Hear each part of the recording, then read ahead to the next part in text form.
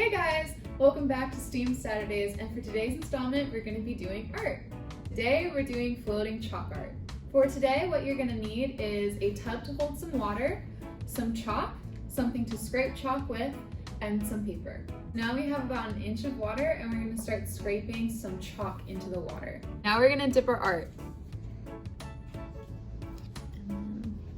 Okay, now we're going to let it dry, and it's okay if it doesn't show up that much on the first try. You can do it repeated times. Alright, so we allowed time for the papers to dry, so now they look like this, and you'll have some really cool little abstract art that you can keep. Just a reminder though, that this is a pretty messy project, so make sure wherever you do this, it's in place that you can get a little messy and be able to clean up afterwards.